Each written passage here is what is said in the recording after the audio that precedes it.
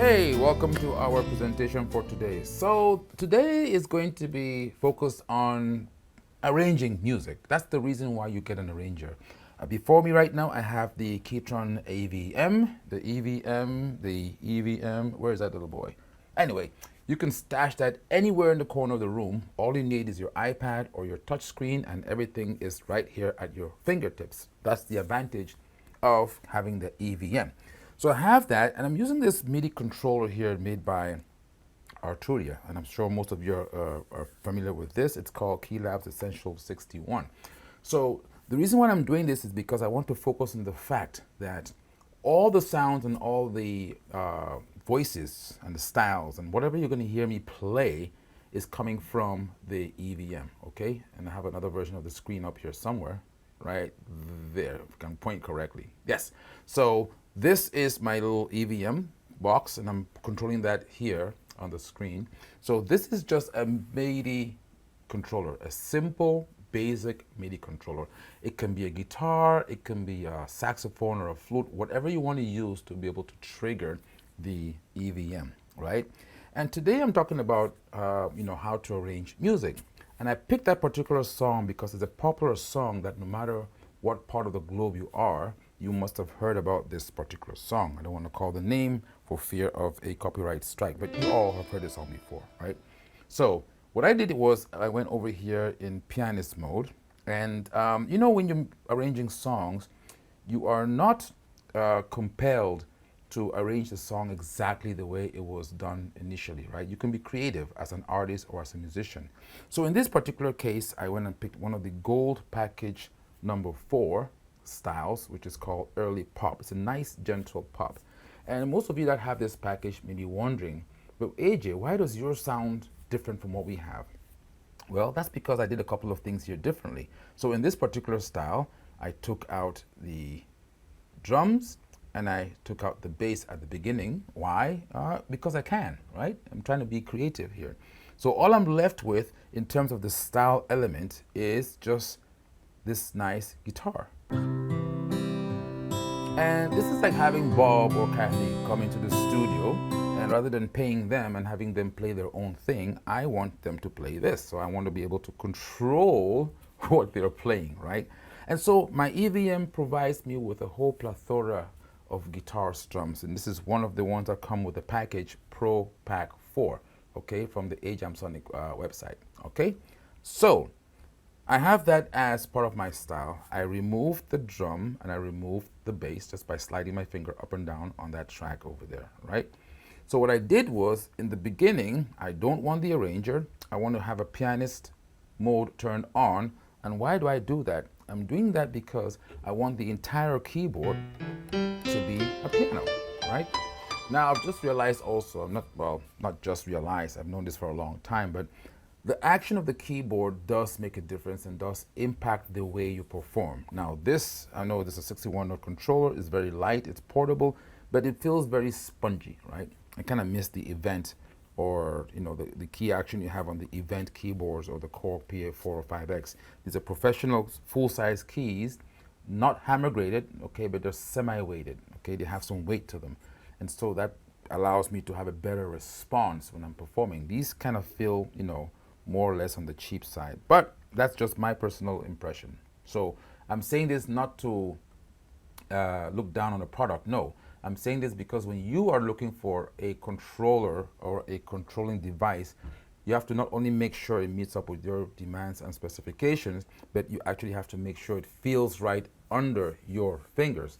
Otherwise, the feeling of the instrument can and does impact the way you perform and the way you play, right? So for now, this is gonna have to do with my demonstration. So what I did was in the first part of this song, I chose this particular style, and I took down the drums and bass and I just played,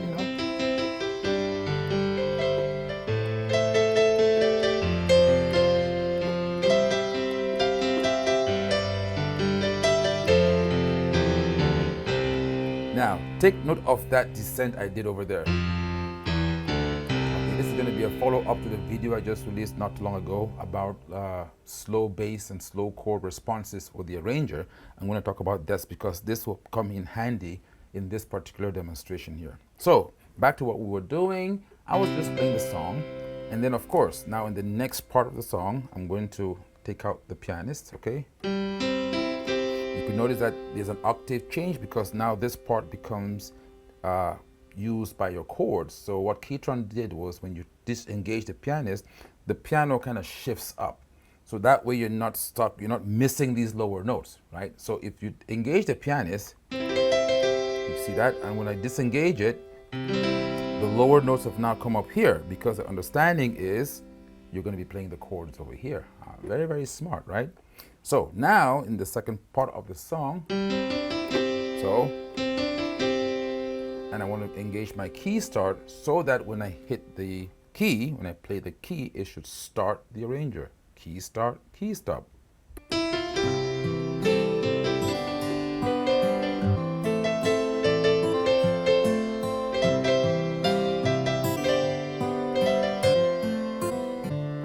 So you notice when I did that bounce, right, there was a little bit of a lag. In other words, the chords were not responding to me immediately, right? So what do? Remember I told you before in the previous video, you want to go in and you want the chord that you want to be able to follow you instantly. You want to set its mode to re-trigger, which I've done over here. So I want this case, I want the bass as well to be able to re-trigger, and globally, all of them, okay? So now when I go back and play that progression, as I am doing the drops, you're going to notice that it's going to follow me instantly.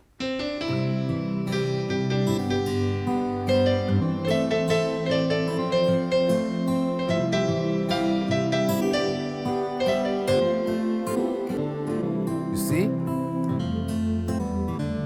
It's following me as I perform or as I play.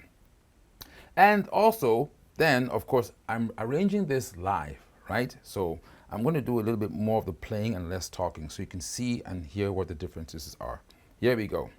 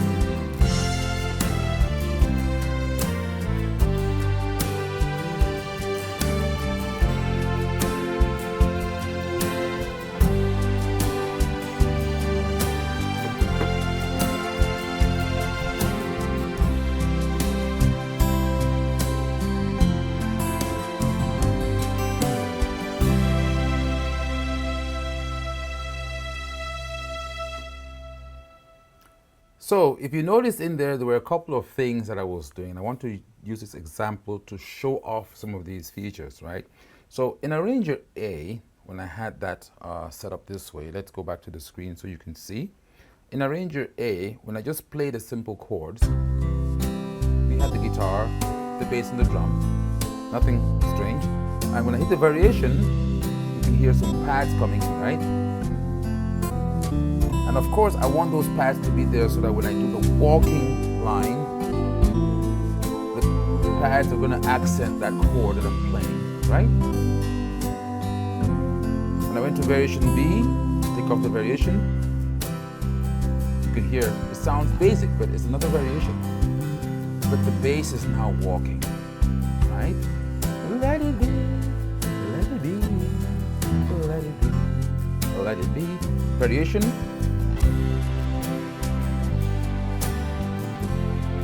Strings coming in, okay? Let it be, let it be. So in your mind, you're imagining and you're thinking about the song and you're actually soaking yourself in the music and letting the EVM from KETRON do the work. Now Arranger D, put into Arranger C. You notice that when I hit it the first time, it didn't catch immediately, right? And I'm going to talk about a tool that you can use to remedy that, because sometimes, and this has always been my scenario when people ask me, which should I get? Should I get the EVM, which looks nice and beautiful with the touchscreen, or do I get the Event X? So for my purposes, if I am performing live in front of an audience, I would prefer to get the Event X, just because of that little bloop that happened right there. Because on the Event X, the screen, the buttons, the panel, everything is right there in one machine, right? On the EVM, if you're in your home studio or in a larger studio where you have a chance to delete and to undo and rename and to fix and polish, that's great. You can make those kind of mistakes. But when you're performing live, your audience don't care about how flashy your screen looks or how tiny the box looks. Like, they want to hear the performance. And if you're going to be distracted because of a touch screen in any nature, shape, or form, that takes away from your performance, which means that you do not look good on the stage. Now, please don't misinterpret me. That does not mean that the EVM is not designed for use on the stage. I am giving you my personal impressions as to when and where I would use the EVM versus when and where I would use the Event X, because both are the same in terms of the output, in terms of production, in terms of the content. So obviously, one is going to be better suited for one environment and the other is going to be better suited for the other environment. And that's all I'm trying to stress on, right? So back to our presentation. Arranger C, in my mind, I'm thinking, yes, it's a variation, okay? And variation button on. I have a variation of Arranger C. Beautiful, nice string chord there. And when I go to variation D, the guitar strum is a little bit different. And I got a walking bass line. These are very subtle things that we do here at KETRON America, because the styles and the content that we develop are really tailored towards American folk music for the most part, also with Latin and Caribbean. Because on this part of the pond, these are the songs that were a great hit. Now, I know that it's ironical that I'm choosing this particular song because this song was actually composed and played by a band from the other part of the pond. So again, you guys know what I mean, right? So let's end the video here real quick. So in this particular variation, I have A, B, C, D. That's 4 variations. And once I have this light on, again, I have A, B, C, D, another 4 variations. So in total, I have 8 variations, depending on where I am at and which of the variations I activate or deactivate when I'm in that variation, okay?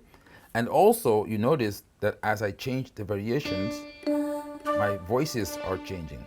And that's because in some brands, they call it OTS, one touch setting. Here, we call it voice to A, B, C, D. This is on. And for each of these voices, they are all assigned to a particular lead voice. So when I'm in variation A,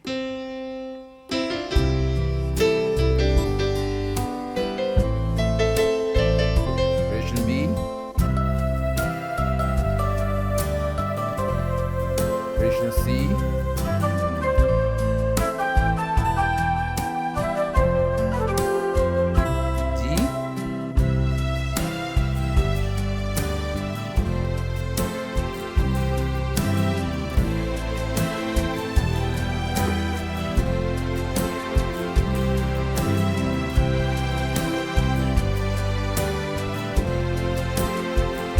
also remember, I can mute whatever chord I want to mute here instantly if it sounds a little bit too busy.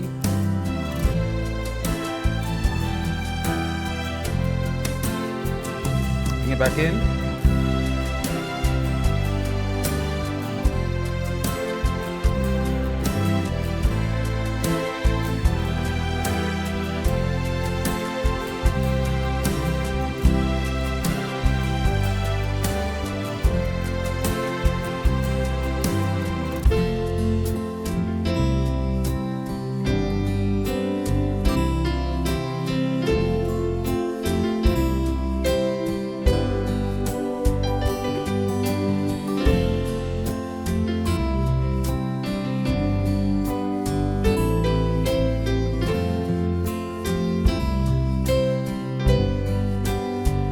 Also to end, that's one of the most hidden features found on the KETRON keyboard. Intro ending 1, intro ending 2, intro ending 3. Sometimes you get carried away, you know, the more the number, the higher, the more the melody, the more chord variations and everything. But you have a button there called to end where you just want to end. Somebody had a request on stage, they don't want you to hit an ending and go off and get some coffee. You want the arranger to just end where you're at. And so wherever you are, regardless of the chord you're performing, you can end in that minor, hit to end, and in one bar, it comes to an end. Again, this is AJ at KETRON. I shall catch you all in the next video. Ciao and have a beautiful day.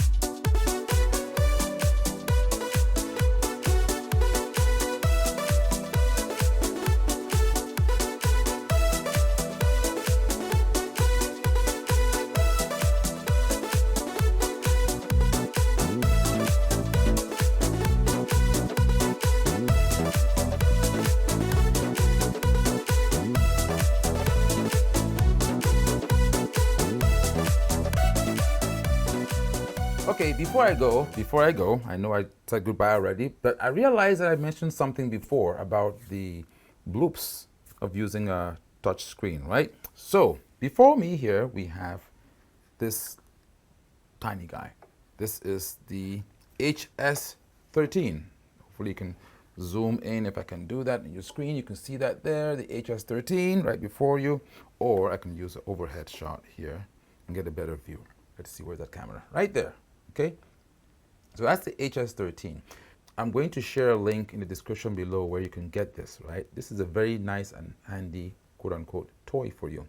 So it does not replace your touchscreen, but what it does is it allows you to have the fundamental functions that you have here, like your start, stop, arranger, ABC, on this little micro pad. And of course, when you hit a start, stop here, it's much more, I want to use the word accurate, but that's not really true because they're equally accurate. The difference is human beings are used to a tactile response, right? When you press something, you want to feel and get a confirmation that you've pressed it, which I get here. Unless your screen vibrates, my goodness, that would be interesting. But if that happens, okay, then you will have a confirmation that you pressed the button. But on the screen, there is no confirmation apart from a visual that tells you that you've done something. So when you're performing live and you're playing chords and you're smiling at the audience and singing, sometimes you hit a button and you don't have a confirmation that you actually hit that button, especially these ones here in the bottom. And so this is what we have taken into consideration to create and develop this, right, the HS13. So if you notice here, you actually have the main functions, intro, ending, arranger, A, B, C, D, fill, breaks, and then start, stop.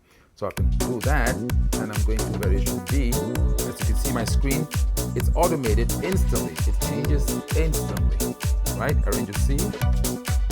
And it does not take away from the screen. I can go back to arranger D on the screen like this, right? So, start, 2, 3, go. 1, 2, fill D. So that is your HS13, and that's what I wanted to talk about real quick as a solution to some of these problems. And it's very small, you can put it anywhere on the keyboard, but the HS13 is available now for sale, and you can grab it on our website. Again, this is a very nice handy tool, and also it comes with updates, and right now I think we're update 1.0. We're about to release update 2.0 because there have been some functions that many of you are asking for that we include on here. And we're going to activate the shift function, which allows you to press the shift, and then you get into a second layer of activity. You see the LEDs have changed color, and now these now represent something else, which we'll discuss in a future video. Once again, this is AJ, and this time I am saying ciao for real, and I am going to disappear for real. Take care now. Bye-bye.